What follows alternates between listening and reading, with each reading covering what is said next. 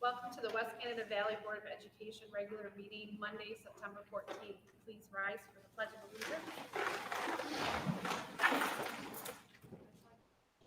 To the flag of the United States of America and to the republic for which it stands, one nation, under God, indivisible, with liberty and justice for all.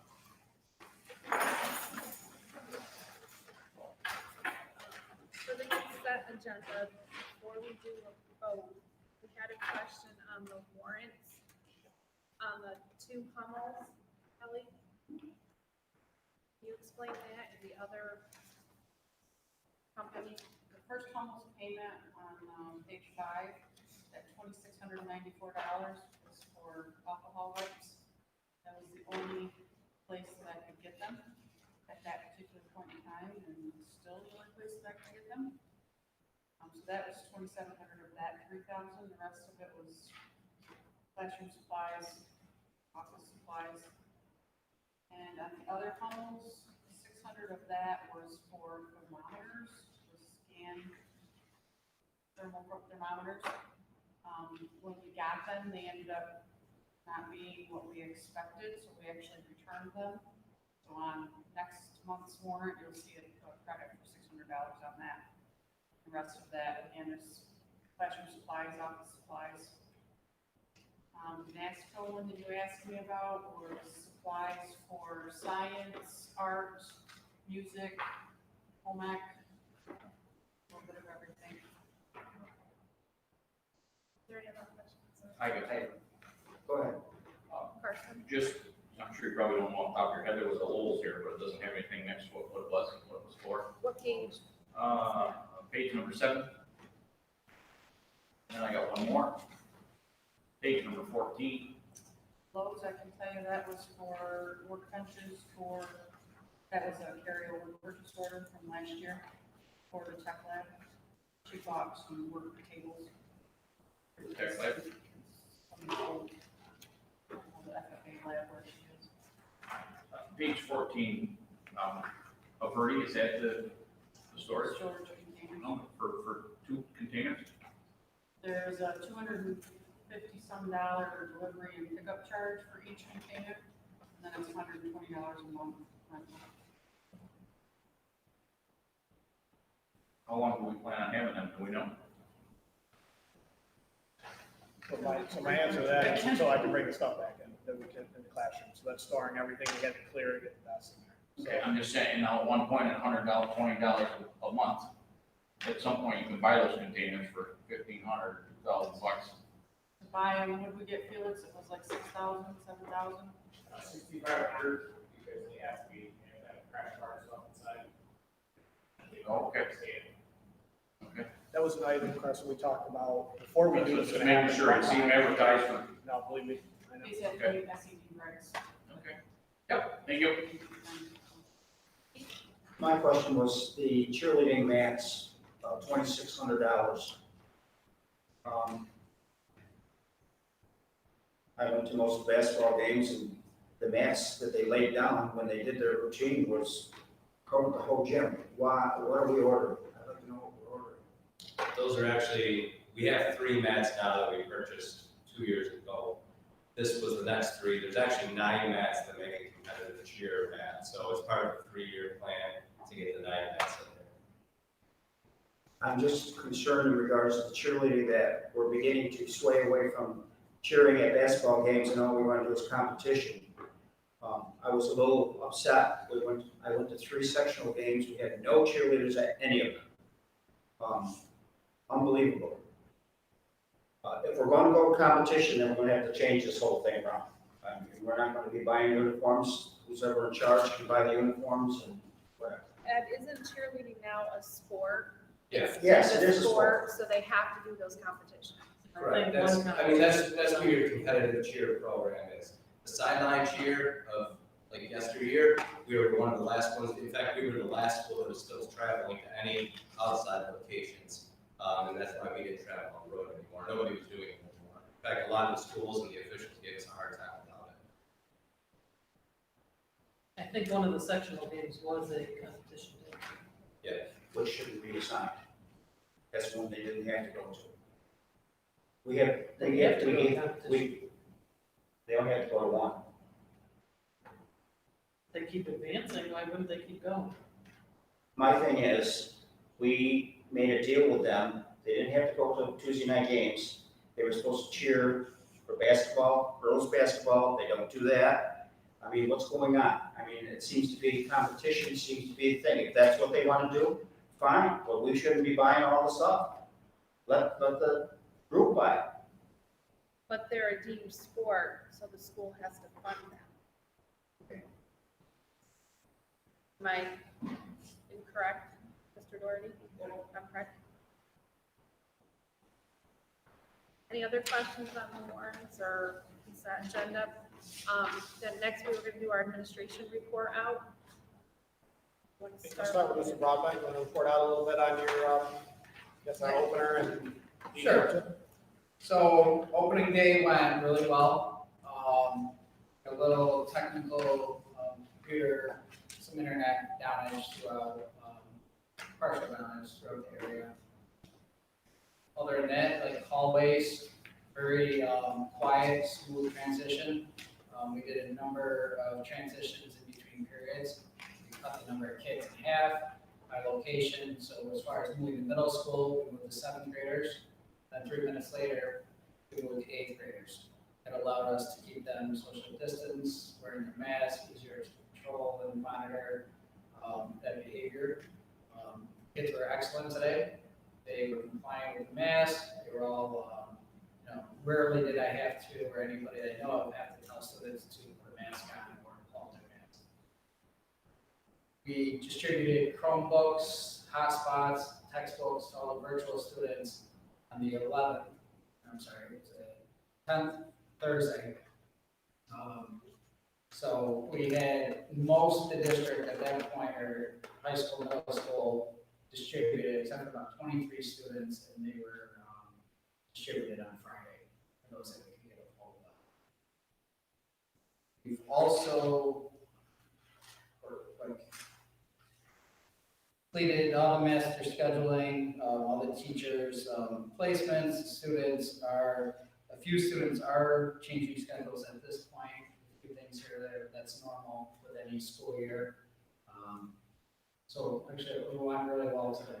If there's any specific questions about opening day, cafeterias, we had 2 cafeterias and that worked really well.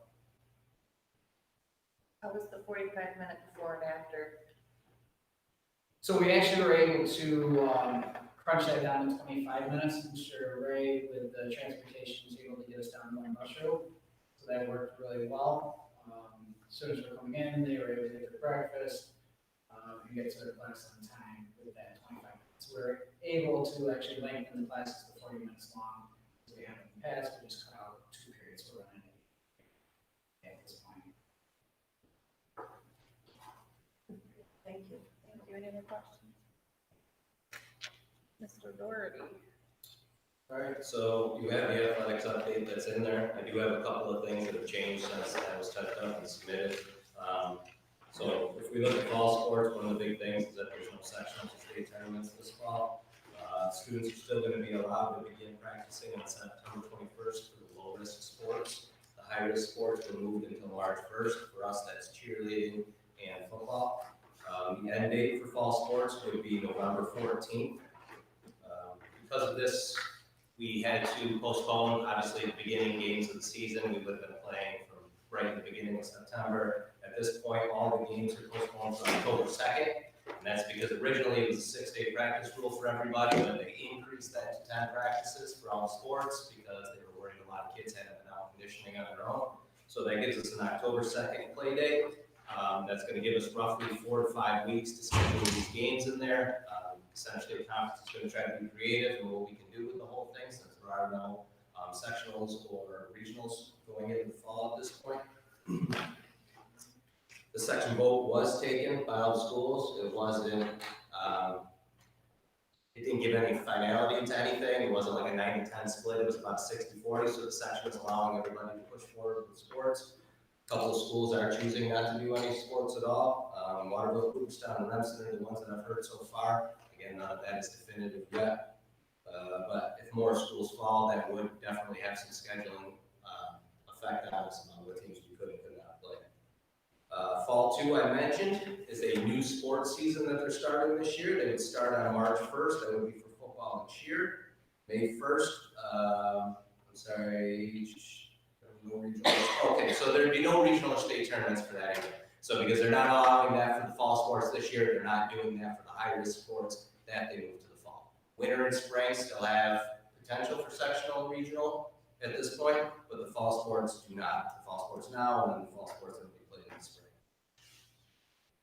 Moving on to winter sports, November 30th is the practice date that they can start on that, but they have not removed the official high-risk sports start day for that. So we still wouldn't be able to play games until December 1st. So that would give us a month of practices before we started doing that. It would also mess with some of our early season scrimmages and games that we already had scheduled. Those schedules are all complete. Indoor track, I've still not heard a single thing from the section. That is a section-run sport. We don't do the scheduling for that ourselves. That's given to us because all the meets are held right at the Utica College Dome. If I'm just being honest with you, I can't imagine that they're going to bring all Section 3 together and put them under a dome. So I'm not very optimistic for indoor track this winter. Bowling schedules, again, the Yaleys just opened up the other day. We're going to push forward with it, socially distancing. They did start bowling there again. That schedule has not come out yet either. JV basketball uniforms, I have reached out to that place down in Dodgeville. They did get back to me. They said they're absolutely swamped and inundated with all the things trying to get back reopened. So if we are going to press forward with JV uniforms, I can still go forward with them and I can reach out to them. The other uniforms we've put on hold for the year. All the Hall of Fame banners are in. They've been hung up in the gym. All the other league titles and sectional banners that we had last year. I think we had 4 or 5 league championships and 3 different sectionals. They were all updated on there. And then for the spring sports, start date for that was pushed back to April 19th. So where this is going to come into play is that this year is going to be a unique year that if we allow it, some students could potentially play 4 varsity sports this year. So they can participate, just giving an example here, they could come out and play soccer right now, compete through that, play basketball in the winter, play football or cheer in March and April, and then that would roll right over into the baseball season. So that is potential this year just because of the way that things have gone down. And April 19th, like I said, is the new start date for spring. I think a little later, Mr. Shepardson wanted to talk about, we have been working on the reopening plan for our fall sports. Now or later, you want to talk about it? We're gonna do that with discussion later. Okay. All right. Because we've got a few different items to discuss about that. So that's what I've got for the sports, day one. Does anybody have any questions in regards to that stuff? Yeah. Last year we talked about, some practices for bowling. Is that in there? Yeah, so we budgeted for that this year, once we made that adjustment for it, when we talked about during budget time, yeah, so, yeah, we'll talk about that athletics, so that's in there, and we've gotta talk about how that's all gonna play out over the winter, that's what we wanna do. Mrs. Holmes? So everything went really well today, considering all the changes that I had to make to the elementary schedule to make this happen with the 3 instructional models. The teachers, the students, the parents, I can't thank everybody enough. It really went very, very smoothly. Like I said, there were a lot of changes, not just for the teachers, but really for the parents and students and everyone. The students were great about keeping the masks on. Parents followed the new guidelines for picking up their children if they were parent pickup. The buses were on time. We got everybody out of here in an organized way. So I was very pleased with the overall feel of the day. We had our 2 dismissals. We had the half day, we had the end of the day. We had a lot more kids leaving at the end of the day, which was good because that means we have a lot of kids picking the full day option. And again, the teachers came down, they followed the guidelines, and I thought everybody did an exceptional job today getting up and going. Thank you. Any questions? Felix, anything from transportation? Yeah, everything went pretty well today. Last week we had a few hiccups. We're transporting all our out-of-district placements last week. BOCES we had it wrong time to pick up for CTE, or eventually the drop-off. So we changed that, had to send buses directly to houses to BOCES. At this point, that all worked out fine. Today, or midday, we only had 59 kids on the bus. So we'll look at that over the next couple of weeks, depending on if we have lunches to deliver or anything else. And then we'll combine those runs together and shrink that down. questions? I just want to thank you all, the administration, for everything you've done this summer. The countless hours of planning and the phone calls and all of the last minute changes. And I know the guidance has continued to change, so I really appreciate that on behalf of the board, so thank you. All right, so, a motion to approve the consent agenda. The only other thing I'd like Oh, to just say is, sorry. report, the claims auditor report. I'd like to thank Barb. I think she does a good job with this. She hardly ever gets mentioned or this or that, but I mean, checking the dates and all that stuff, and you even see the business office in here where she caught that. Good job for her. Thank you for that, person. All right, anything else? So a motion to approve the consent agenda? It's gonna be hard to watch.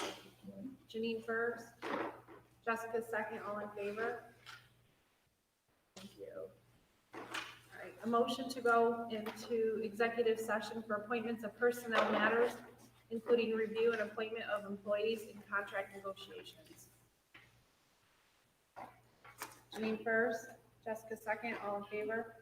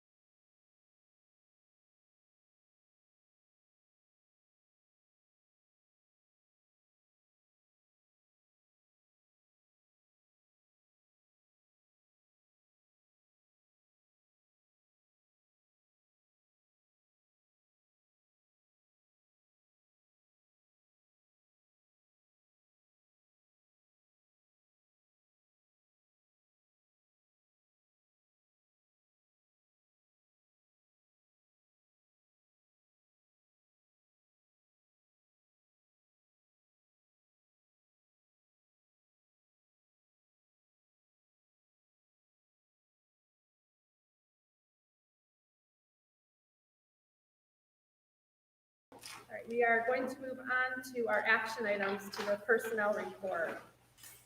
So I need a motion to approve Donald Maxwell, bus driver, 1 FTE, step 3 of the CSEA bargaining agreement effective September 15th, 2020. Janine first. Jessica second, all in favor? Sorry, I was seeing this. Motion to approve Christy Bernier, bus driver, 1 FTE, step 3 of the CSEA bargaining agreement effective September 29th, 2020. Carson first. Donna second, all in favor? Motion to approve Melissa Party, cleaner, 1 FTE, step 1 of the CSEA bargaining agreement effective September 15th, 2020, pending fingerprint clearance. Donna first, Carson second, all in favor? Motion to approve Jordan Schaefer, cleaner, part-time, step 1 of the CSEA bargaining agreement effective September 15th, 2020, pending fingerprint clearance. Jessica first, Shauna second, all in favor? Appointment of teacher mentors, mentor coordinator for the 2020-2021 school year. Motion to approve Gloria Ackman, middle school, high school, English. Have to do all of them? I think you do the I- whole list. I got- Mentors, yeah. Do the whole list? Do mental coordinator separate. Okay. Yep, and then the rest of the list. Okay, so a motion to approve the teacher mentor coordinators as presented on our personnel report. Jessica first. Janine second, all in favor? Motion to approve Chris Wyatt, our mentor coordinator. Janine first. Peter second, all in favor? Thank you. Substitute, motion to approve Howard Phillips, substitute teacher, teacher assistant, monitor A per the district approved rate sheet, effective September 15th, 2020. Donna first, Carson second, all in favor? Motion to approve Zachary Wood, substitute cleaner per the CSEA bargaining agreement, effective September 15th, 2020, pending fingerprint clearance. Janine first, Jessica second, all in favor? Motion to approve Barbara Bugaya, substitute food service worker, cleaner, per the CSEA bargaining agreement effective September 15th, 2020, pending fingerprint clearance. Janine first, Jessica second, all in favor? I'm sorry. Yeah, I gotta find it. We're gonna do the advisors. Do I have to do them each separate? Advisors, that's Just presented. announce the titles. Okay. A motion to approve the advisors for the extracurricular program, Central Treasurer, Shane Bonney, grade 7, Anne Marie Scalise, grade 8, Pat Lang, grade 9, Rita Duco, grade 10, Andrew Duffer, grade 11, Anne Murphy Scalise, grade 12, Kyle Cornelio, grade 12 Assistant Shane Bonney, National Junior Honor Society, Rita Judo, National Senior Honor Society, Melissa Main, Student Council, Gloria Ackman, and Yearbook Advisor, Gloria Ackman. Mrs. Main is National Honor Society. Did you say student council? No, National Honor Society is Melissa Main. Student Council is Gloria Ackman. Sorry. When does the Senior Honor Society meet? They usually meet after school is when they'll meet. They'll probably have to do some Zoom and some of that Google Meet things that we've done before. In fact, she is an elementary teacher, right? Yes. So she can do that? She'll have time to come over? Yeah, she's done, she's probably been our honor society for the last 2 or 3 years. But her teaching schedule's open for her to come over here. She typically, most of that stuff typically after school meetings and things like that. After elementary hours? Yeah, we'll do, yeah. So that we typically have meetings set up. I'm not, I don't know exactly the schedule and how that Yeah, all because I works. think you're asking like 2:30, the high school gets out, and elementary gets out Yeah. at 3:15. I think a lot of what we're gonna have to do this year, Mr. Broadbeck can speak to this, I think there's gonna have to be a lot of different times where we do these Google Meet things and so forth to get some of these meetings done with even with the advisors and class meetings and things like that. I know most contact at the end of the school year last year was through Google Meets, emails, type stuff. So I'm assuming she'll do the same type of thing. Might be fine. And she doesn't actually meet with them, she does it by email. She might do it through Google Meet for that this year. Like we're streaming now, same idea, but she might do it for 5. She did that last year. After school shut down. Yeah, after schools, elementary and high school shut down, she did some of that. Any further? So a motion to approve these advisors as listed. Shawna first, Jessica second, all in favor? Thank you.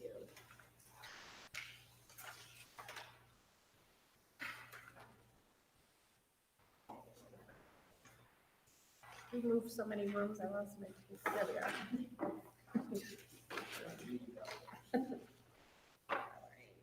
Motion to approve the administration as lead evaluators of 2020-2021 school year of Mr. Broadbent and Mrs. Holmes. Janine first, Carson second, all in favor? I am in favor, but it is my hands. It's hard to see, I have to go back because, motion to approve the school comprehensive educational plan that's presented. Jessica first. Shawna second, all in favor? The district superintendent goals for their superintendent. Are there any questions on? If you have any questions or anything for me on any of those? Just gotta find that.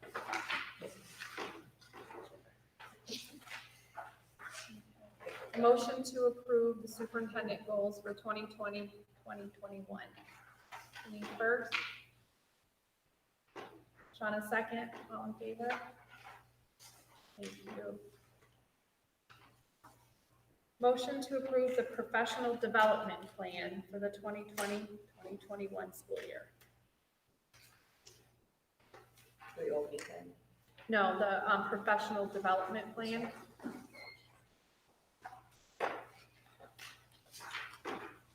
Motion to approve. Janine first, Jessica second, all in favor? Thank you.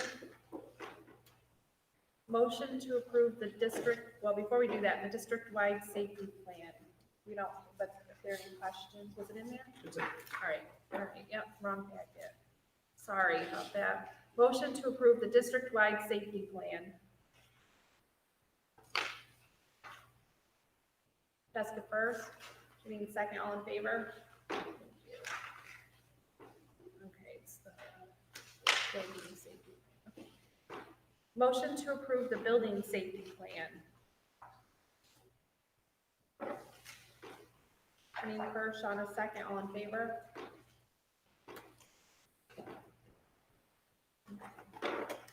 Discussion items, reopening plan, BJ? So, the reopening plan, I included that in your packet again.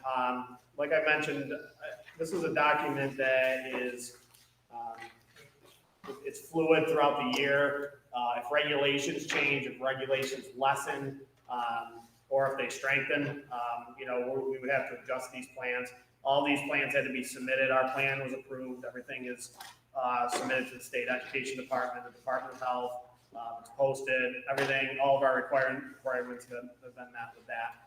As of today, we are continuing to maintain the current reopening plan that we've been pushing forward. There hasn't been a lot of changes to it. There hasn't been any changes to it really, just some minor adjustments to logistically how we're doing some things. One of the things we adjusted today is instead of having the kids get off the buses and testing them as they came to the door, we put the nurses right on the buses this morning and went right down through the bus whoever came up with that idea, I think it was our nurses and so forth, was one of the best ideas we've had yet. It made this morning so much more efficient. We went through temperature checked the buses with the nurses. I got on the buses, spoke with the kids this morning. Our principals were out there ready to greet them as they got off the bus. So the process went really well, and the temperature checks went really well. It really wasn't a big deal at all today. You don't know when you're doing these plans again on paper how things are going to work. Mr. Broadbent talked about staggered movement in between periods. That went smooth. We had kids followed the arrows. They went directly to the rooms. They stayed in their seats. They wore their masks. We didn't have any issues with that. The elementary had a million things going on, from breakfast to the coming into the classroom, to the delivery of lunches, to the picking up of lunches, to the midday runs. And, I don't even want to talk about it because it went way better than I could. I really anticipated a lot of different things, and it just wasn't. It went really smooth today. Like Mr. Broadbent mentioned earlier, we had a little glitch regionally, and that wasn't just our school, that was like regionally with the internet a little bit running slow this morning, but by 10:30, 11 o'clock, it was going fine. So I don't anticipate that being an issue going forward. So, the protocols we put into place, the safety protocols, this room using in the high school, everything that we did today seemed really safe in here. It really did. It seemed safe. The kids were great. It was the first day. It wasn't the same by any means, but it was kind of nice. It was really nice, I should say, to see the buses, to see the kids come in the building, to see them in the halls, and even the lunchrooms, we have them separated by desk, but it gave me time to socialize in there while they were eating. It was a good day. It really was overall. And, I'm sitting here talking about it, but it's really everybody that's out there and all of you, it's Glenn and everybody that put all these plans, all these little logistical details, the transportation and everything together really made it work well today. That's one day though. So I don't want to overplay it too much. We got a lot of more days ahead of us. And new group tomorrow for the high school. So, but for one day, it's nice to have a meeting tonight to be able to talk about the first day too. So, I'll answer any questions you have about it. So now the kids are supposed to get their temperature before they came, and then they got it again. Now, how about staff and faculty? Are they? They get temperature on the way in through the door. Everybody in the building gets temperature? Every single person, including bus drivers when they come in first thing in the morning. Did they all use the same door? The staff, Mr. Kemmler? Yes. Yeah, so the staff, yes, the staff comes through over here, through this door here, and the elementary goes through their main door to the staff. Yep. And then they're tested. Yeah, they're scanned by the nurse on the way through.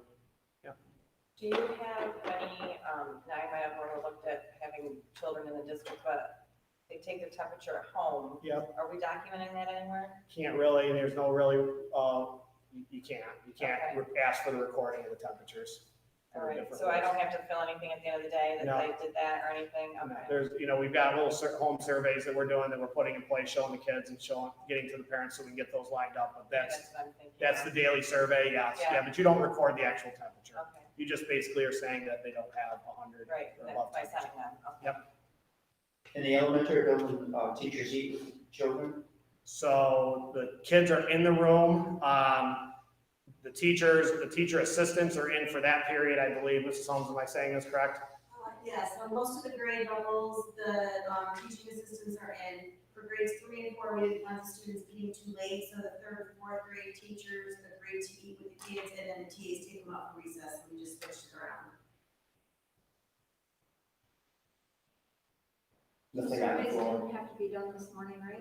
Nothing on the floor. Yeah, so the surveys are a little work in progress to teach people how to do those. I'm just Yep. wondering how families know what time during that thing. Yeah, it's not. It's quick. Oh. It won't. We'll be good. Once everybody gets an idea and they're doing them at home, and, we have some questions on that in the morning and things like that. Big thing is to make sure the parents are clear that there's no temperature. They haven't been in a quarantine state in the last 14 days, and they haven't been around somebody with COVID symptoms in the last 14 days. So it's a very simple survey. That's gonna be the survey, and that's something 3 parents questions. have to do every day. Yeah, they should be doing that in the morning, and we're getting all that information. Yeah, so we're working that through digitally, and yeah, it's gonna take a few days to get that rolling, so you know. Dismissal went well. Yeah, dismissal went really well. We had a lot of them, so it went well. We dismissed in the elementary, the teachers brought all their kids to the buses and dropped them off, and we kind of had a little pattern. They got off, and parent pickups were across there. We had our SRO monitoring crosswalk, and then we signed parents out over there, so they weren't even coming into the building. That was for midday and end, and then the afternoon, for the high school, we called by grade level, and kids who were driving and parent pickups, and then we kind of backed up from seniors down to seventh, to go to the buses almost elementary style out of here.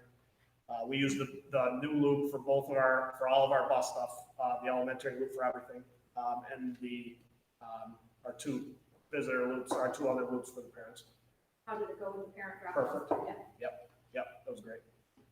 I mean, I know it's only one day. Do we have, Mr. Ray, any issues at all today?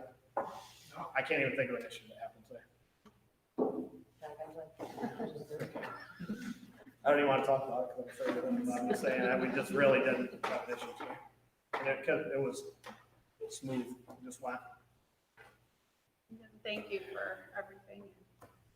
Hopefully it'll continue to be smooth. Any other questions on that? Okay, athletics. Okay, so Kelly just mentioned this to me. The audit report we've got tonight, no changes to that. If everyone's okay with that, we can motion to approve the audit report that was presented to you tonight, and then you'll get the final copy next month, probably, right? Oh, okay. So just a motion to approve it. Only because I had to have it in by the 15th of October. Were there any questions on that audit report that we heard this evening? All right, so do I have a motion to approve the audit report as presented? Carson first, Peter second, all in favor? Thank you. Thank you. You're welcome, Kelly. Okay, athletics.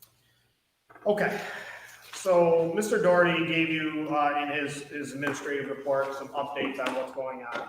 I want to add to that discussion and give you a little bit of background into where we're at tonight.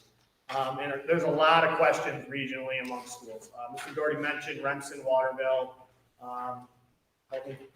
Cooperstown, thank you, that have decided to push off sports until January. What has happened both at the state level, and you have the state plan in your packet, which is a 50 or 41 page document that's returned to Interscholastic Athletics.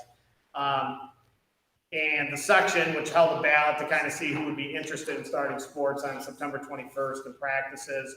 And they, for all, parts of that, basically left that down to the local decisions. No one at any point in time, the state or the section level, has said we cannot start sports on September 20th. So that's what they've left each district with at that point in time, and said, you know what, you do with what you want with this, but we're going to allow you to start on September 21st. All right. And the one thing they took away in the last week is football. So football was in most of our discussions the last few weeks in different regional meetings. Ed and I both sit on all these regional, our Center State Conference, and I have a Section 3 meeting tomorrow. So we're in on all these meetings that are there. So a lot of the discussion right now is, by the region, is who's moving forward with sports on September 21st, and what levels of sports are you going to play if you are moving forward. So those are the discussions that are going to be had tomorrow at the section meeting, and then again on Wednesday, right? We have another meeting Wednesday as a region to start to make some decisions. So they're looking for answers from us, and I haven't given them any answers to what we're doing yet because we had a meeting tonight. And I wanted to make sure we had a good picture of what's going on. So football got moved to March 1st. Okay, for whatever that means, I don't know yet. But what I'm telling you that right now for is that it's not a part of our fall sports now. Where if you'd asked me last week, it was, and we had to make some decisions. And now that's off the table because they're not allowing me to play. So that's a discussion for later on, March 1st football. But what we're left with here at West Canada is soccer, boys and girls, cross country, boys and girls, and girls swim. That's what we're left with our fall sports here. Excuse me, fall cheer also got moved to March 1st. Oh, the last one, girls walk? Swim. Oh, they can swim. Yeah, well, we'll get to that. Yes, they're permitted to. So I want to talk a little bit about that. So regionally, Regionally, the feeling is they've considered soccer and cross-country for us, and there's other sports, but the ones that we play here, as the low to moderate risk sports that can move on September 21st.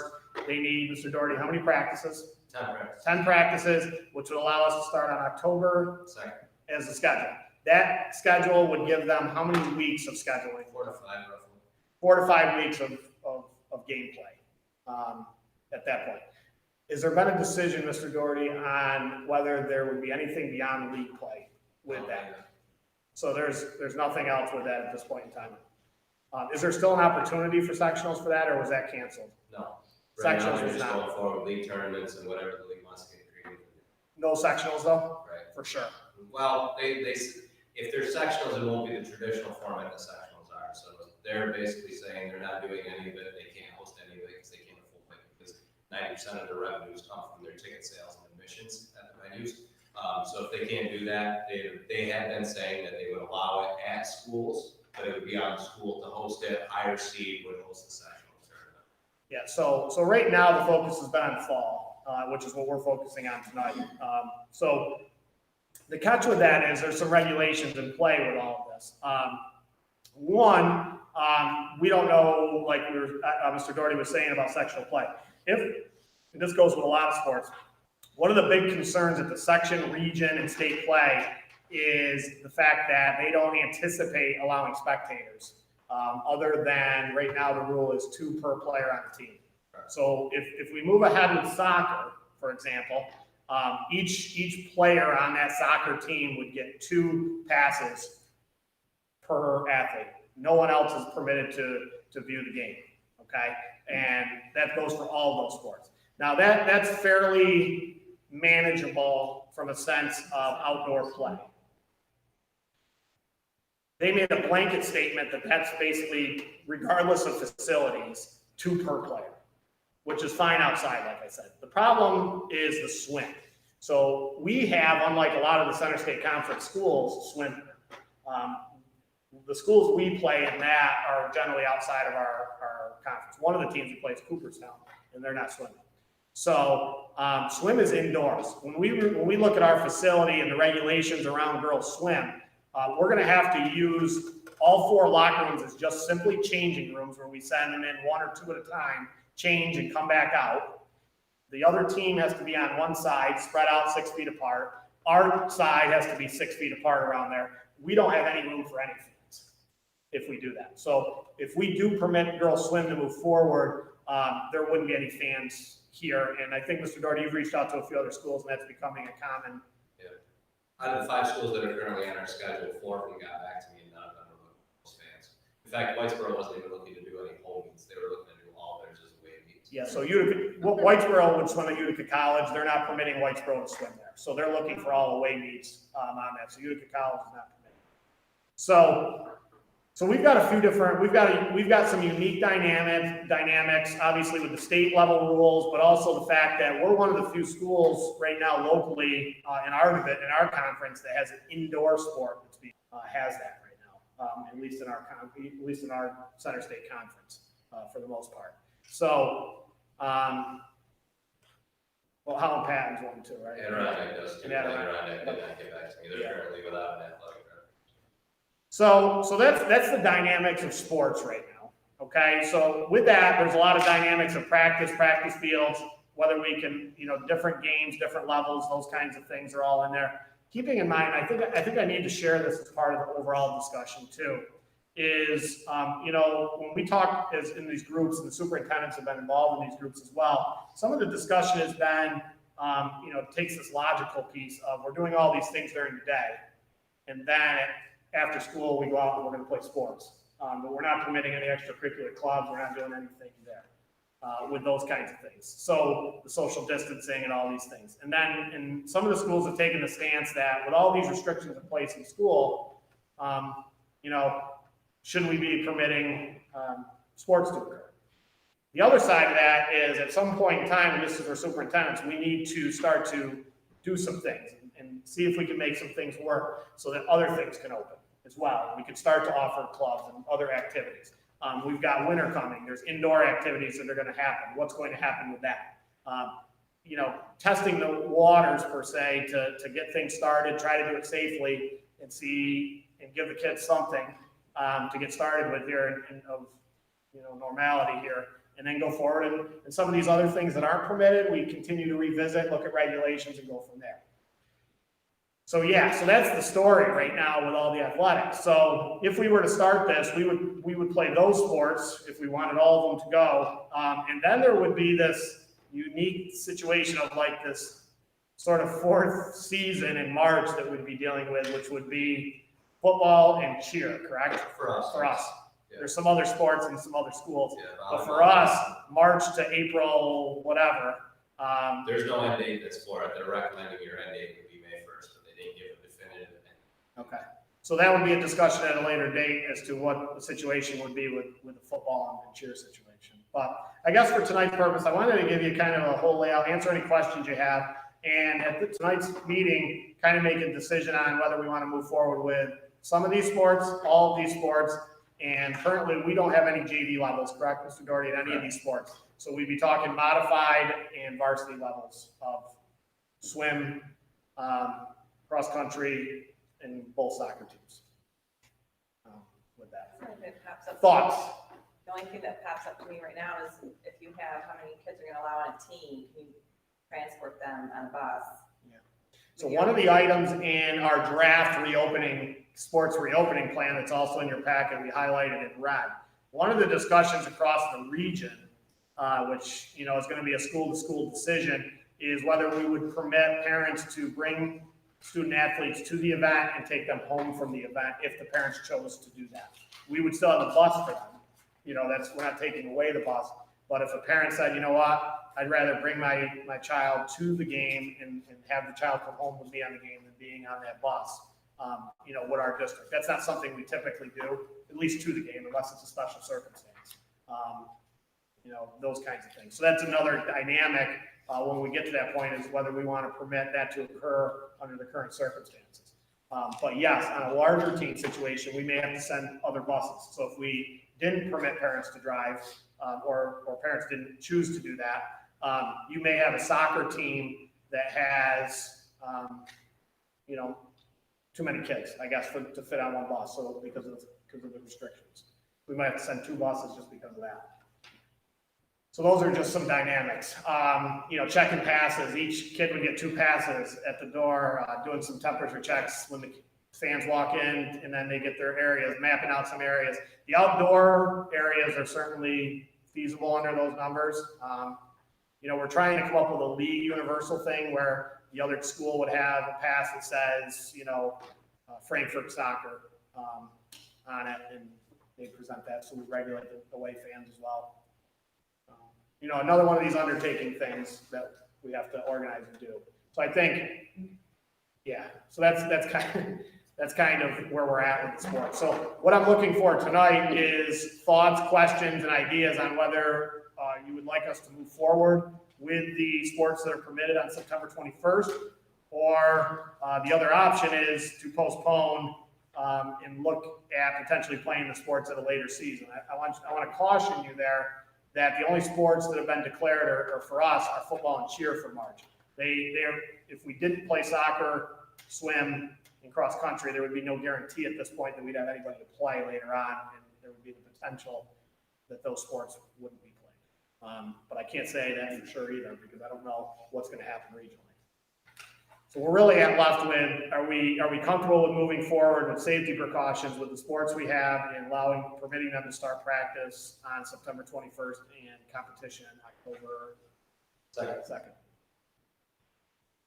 Students that chose virtual are not allowed to participate? They are permitted under state regulations to play. They have to provide their own transportation. We don't go get them to bring them to practice. So if they're home, they have to get a ride down here to practice. How many girls would you have on the varsity? 15? For soccer? For soccer? Yeah. Roughly, well, I think last year they had 16. I'd say we're always right there in that 16. high teen number. Yeah. And we can transport, what, 22 on a bus? Yep. So we would be okay there. The problem is though, is that in the beginning of the year, September scheduling is always like that. Once your modified sports start up, they pair those schedules together. So when we send the bus to forward, we say girls varsity, girls modified. And when the two teams are combined, you're over 22. Yeah, so just from past practice, what Mr. Doherty said, so that typically we could fit both of those teams on one bus and send them to Old Forge or send them to wherever we're going. Now, that would be, if we had both teams playing at the same site, we'd send 2 buses to that. Same way with boys, right? Boys would be the same exactly. They'd be the only 2 in this boat right now. Unless cross-country without football, that is a worry of mine. If we don't have football, you might see a lot of those kids pour over into cross-country. And at that point, he could definitely be over 22 travel. They don't travel as often. I would assume they're gonna wear their uniforms to and from, correct? Yeah, that's in the Because plan that's here. what, that's what. That's in the plan here. It's all recommended. Yeah, so right now, you're not guaranteed any locker room space The only- anywhere. The only one in this plan that I presented to you, and it can change based off what you think on it, the only people would be is if we allowed swim, that would be used as a changing station when they first came in. The girls from the other schools would actually come with their suits on under their one-offs when they got here. So our girls would go in, change in the pool, and then they would go home with the suits on and just other stuff over. Yeah, but soccer wouldn't be allowed, and then cross country wouldn't be allowed in the change, or in the locker rooms. What have you heard from the kids? They want, So, I mean, we've only had it one day, but I'm sure the kids are ready to, you know what I mean? I'd be very, certainly, again, keep this in mind too, it's an option. So Right. if kids aren't comfortable playing, they don't, they're not required. That's the other argument for this, that some people are saying with this, that, school, you have to do that, those are mandatory things. The sports are not mandatory, so you still have choices as a parent, as a student athlete, whether you want to participate or you feel safe doing that. So, I certainly think there could be kids that say, I don't really think I should be doing this right now, I'm not gonna play. But then I know there'll be a host of kids that'll say, I'm ready to roll. Starting time for soccer, 4:30? Games have always been 4:30. I That is just something. wondered if they changed that or. Yeah, so that's something that they're talking about is later starts, and then playing on Saturdays and Sundays. They're getting rid of the 7-day. I would find it difficult for a lot of families to get their kids traveling. So Mr. Kemmer, to build off of what you just said, what's really gonna be different is, because we have so many, depending on who the rosters are and the kids, especially if we move forward with modified, we really can't have modified soccer and things like that right after school, because I have half the kids at home that day. So I can't expect parents to get their kids here at 2:30 for a practice when they're working or doing whatever. So we may have to move practices to a little bit later, games to a little bit later to accommodate kids that aren't in this building at that point in time. So we may not be looking at after-school practices, we may be looking at 4:30 practices instead.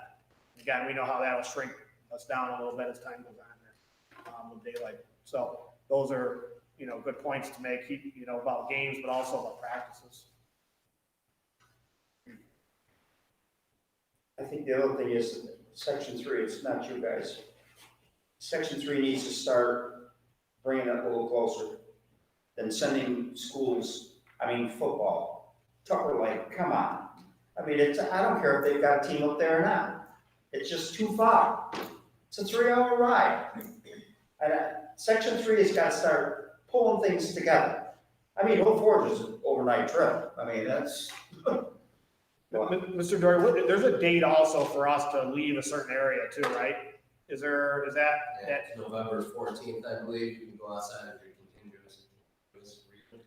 Whatever that means, right? But we don't travel anywhere else. So everything we're gonna have is close anyway for the most part. Swimming is the one I have to concern about. As far as no spectators? Well, Is there a way that you would be able to, like basketball, they can tape the games? So that question's come up a lot. I would be very cautious about streaming swim in a general sense. That would be a sport that would be, I'm not saying we couldn't do that, but I don't know, how much public streaming I would do. No, not even streaming it, if you could tape it so that the kids, the coach and the parents could see it at some point, you're never gonna be able to see your kids swim. Yeah, so potentially that could be, if it wasn't live and they were able to get a chance to see it, we potentially could look into a couple things like that. Yeah.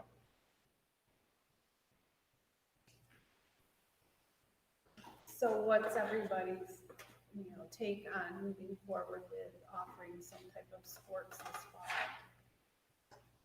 What's interesting is they allow this, but what are we able to do for like band and chorus. They can't do anything, but they can go out on a. So we can take band and chorus outside and spread them out and do those kinds of things, but in here, we're under 12-foot restrictions and a lot of different. So that's the thing, the PE restrictions are 12 feet, all those things that we do during the mandated school day are intact, and we have to do those. You know, once the days end and we're into extracurricular, those are lessened, quite honestly. You know, they're lessened for the athletics later.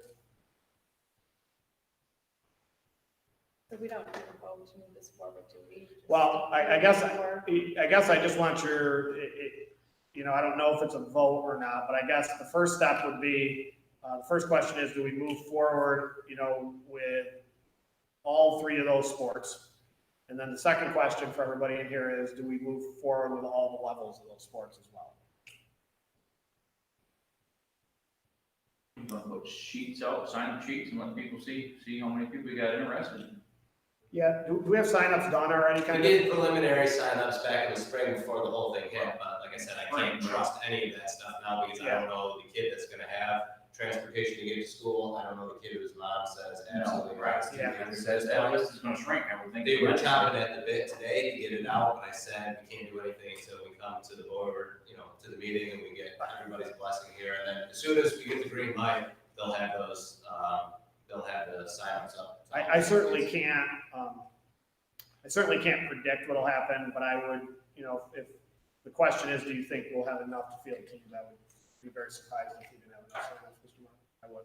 Well, my opinion is, I think you gotta offer them something besides just come to school. I agree. Yes. And I think with the limitation of, with no cheer, which was a really big team for us, we had 22 girls on there, and no football, that's another roughly 18 kids there. I mean, you're looking at 40 athletes that are gonna wanna do something, so that's why I was worried about the cross-country numbers or possibly even the soccer numbers increasing. If we did get that big turnout for cross-country, uniform-wise, we'd have enough. We'd go to the track uniforms. We have track uniforms available. I've never looked into that. I don't think cross-country, like, you could go out with 2 different football uniforms on to play, but I think in a cross-country meet, under these given circumstances, we could probably get away. The other piece of that would become, depending on signups, as Mr. Marco was saying, is that, you know, what would that number end up on that cross-country team? And would Mr. Capron potentially need some help on the numbers if that was really large? That's a lot of kids running around in the woods and things like that by itself. So, I don't want to say whether we need that right now with the numbers, but I don't know if there's, in the absence of some of these other sports that can't be played and the absence of no spring sports, I don't know if kids are, give me something to play. You know what I mean? That may be, you know, I'll play anything right now. So, that's a number that we'll have to deal with when we get to it. But if we have the go-ahead, that's what I'll report tomorrow and I'll report we're gonna play modified, in varsity sports, for boys and girls soccer, cross-country, and girls swim, if everybody's in favor of that. Understanding that spectators are 2 per player for the outside sports and no spectators for girls swim. We're looking at potentially somehow taking so the parents could look at. So we'll try to do as much as we can with the swim we'll look in, Mr. Dory, look into a few options maybe for that. Like the taping like you did for football. Yep. You do for football, Yeah, something film like and that. things. They would put on hollow. It's hot, loud in the pool anyway, so they don't need the spectators. They don't need to throw them in there, yeah. All right, so So I'll move forward. Are we good with that then? Yeah. Yes? Sounds good. do we need to appoint two? If everybody's good, yeah, we can motion to appoint these coaches. Yep. Okay. So I need a motion to appoint girls varsity swim Samantha Rosalino, step 5 of the teacher bargaining agreement. Carson first, Shauna second, all in favor. Motion to approve girls modified swim, Rebecca McCoss, step 3 of the teacher bargaining agreement. Me first, Shauna second, all in favor. Motion to approve cross-country, Dan Capron, step 5 of the teacher bargaining agreement. Me first, Peter second, all in favor. Motion to approve boys varsity soccer, Adam Tritton, step 4 of the teacher bargaining agreement. Jessica first. Janine second, all in favor. Motion to approve boys modified soccer, Corey Young's, step 5 of the teacher bargaining agreement. Carson first, Jessica second, all in favor? Motion to approve girls varsity, Shelley Hazard, step 2 of the teacher bargaining agreement. Carson first, Jessica second, all in favor? Motion to approve girls modified soccer, Amy Dahmer, step 5 of the teacher bargaining agreement. Jessica first, Carson second, all in favor?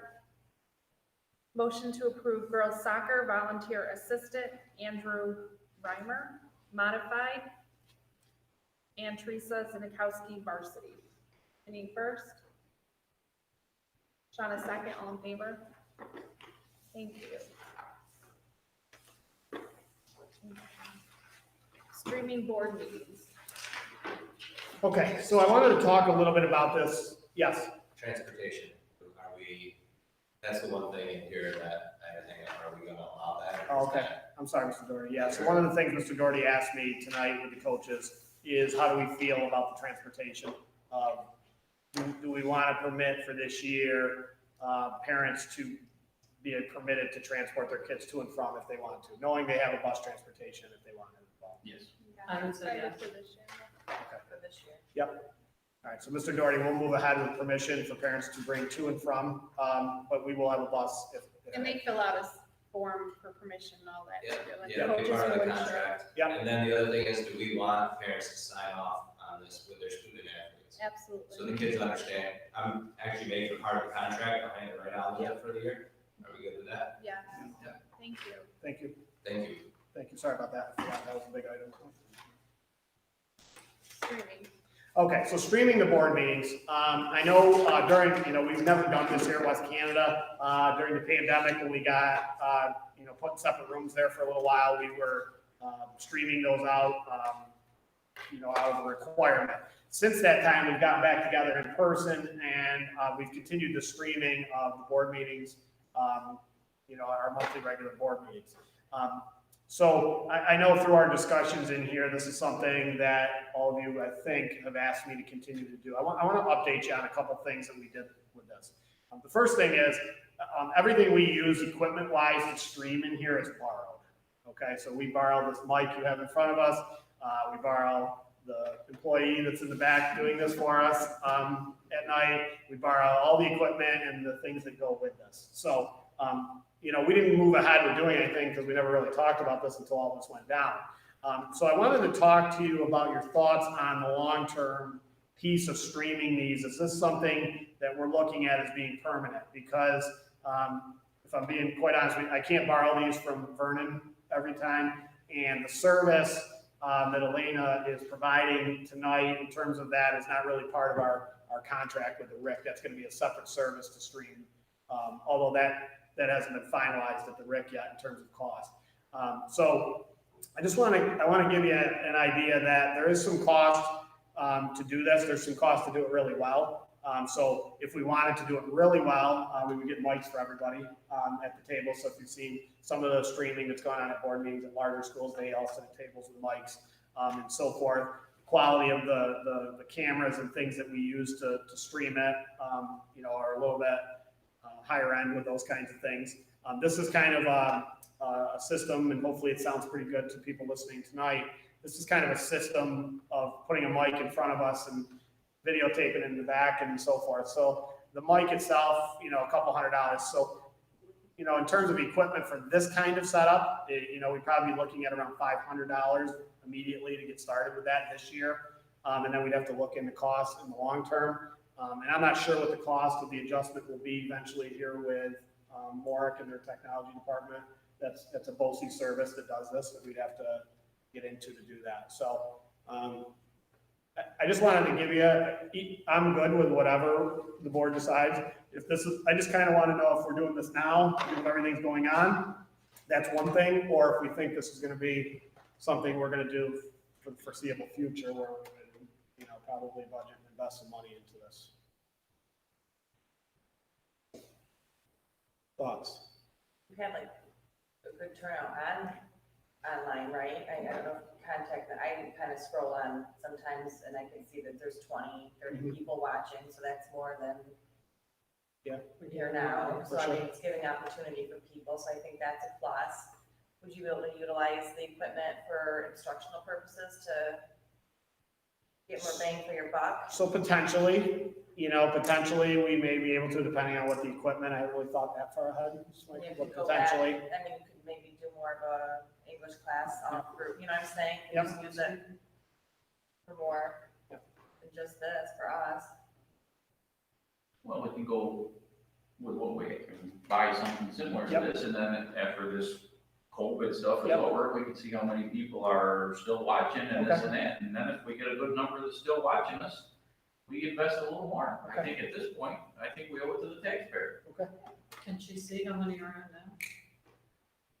And thank you for all your work you do up there. Yes, Can you tell us how many? we have 15 watching right now, so that's really It's good. one, you usually have one or two people, so I mean, at least you have people watching. So I mean, much that's, later. that's worth it right there. so everybody in here is okay with, Mr. Marco mentioned this right now. If we go ahead and get some equipment that we can use here in our building, so we're not borrowing it for what we're doing kind of right now. And then we'll kind of see how this goes and make some decisions come budget season on whether we want to, I can put together some costs of what it would really cost down the road. And obviously, we'll hear a little bit more from Warwick. I'll give you the BOCES cost for the service. And then we can evaluate, we'll look at it this year right now. Yes, we're going to do it. And then we'll look at costs for long-term as we go forward. Does that sound 'Cause okay? it's on the website for a while, isn't it? Yeah, you can look at these forever. So Yeah, you they're can there go back and forever. look, I mean, so that's. You can go back and look. So if you can't watch it tonight, you can go back. And I think, Kelly, you mentioned this, quite a few people do go back and look. So there's 15 people looking tonight, and there's a lot of others that'll go back and watch it at another time. So. Okay, so we'll move forward with getting us some equipment here to keep us going and go from there. Thank you. Okay, our board vacancy seat, so I know I sent out an email, with all the follow-up and looking into everything. So our option again tonight is to take a vote, either for a special election. If we go that route, it has to be completed by November 2nd, or we do the appointment. We appoint a member to the board, off of the election, ballot that was done on June 9th. So those are our two options. Are there any further questions before I ask the motion for both? From the information? The cost, Yes. what was it again? I think it was, $800, and that was, What does that cover? The legal notice, the tellers, printing. How much is the legal notice?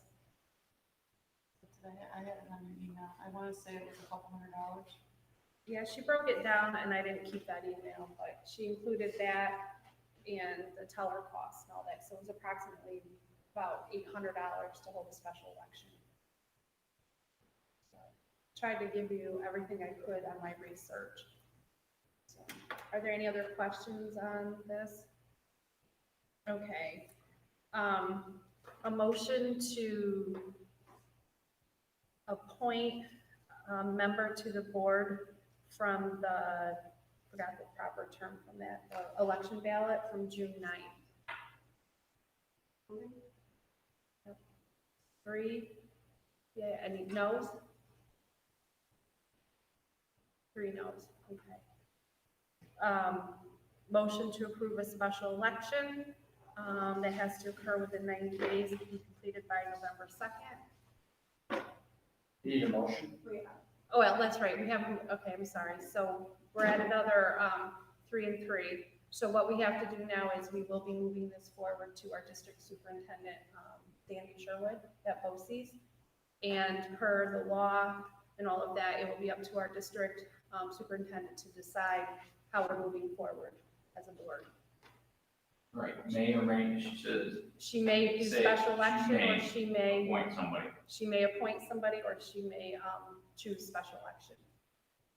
So DJ, you will reach out to her? Yeah, so I'll just reach out to her and let her know that you're at a, you don't have a definitive decision on it at this point. You have a vacancy and see how she wishes for the board to proceed from there. And we're reaching out this week, so she can get back to us, because if she, decides special election, then that gives us time to do the notices and, people have to do petitions and all of that by November 2nd. I can't remember what we said, can we do in person or? Yeah. Yeah, So there's an in-person Remington vote coming up, so we can do in person, so the requirement for the absentee ballots is no longer in place. Well, they can request them, but it's not, there's in person vote. The legal ad was $385. The legal notice, 385. the other one I put on is doing research last month, with board goals, district goals, and just reading a book. I felt that as a board, if you would, I would like to move forward with NISBA and set up a time for a board workshop on, if proper evaluations, how are we evaluating the district, the superintendent, more, looking more at the higher level type of governing and holding our superintendent, and the school to the goals.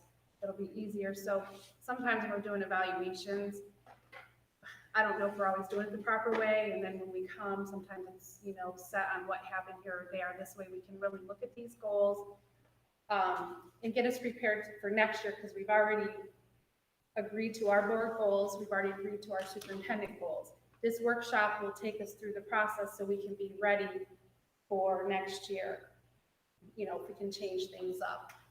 And it'll also help us through our evaluation, because we will have the, formal in December and then the final in June.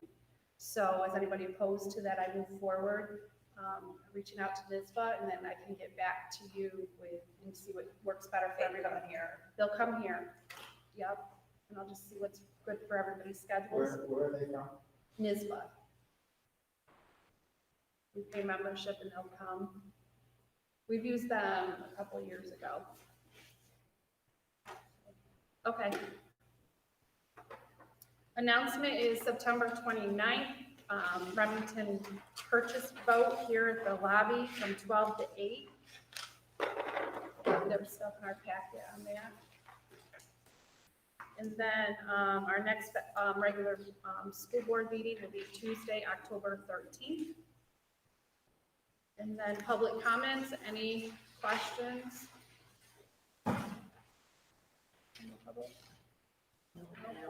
You don't have any emails? Okay. Any other questions before we adjourn? All right, motion to adjourn. Jean first. Jessica second, all in favor? Thank you very much. Be sick, please.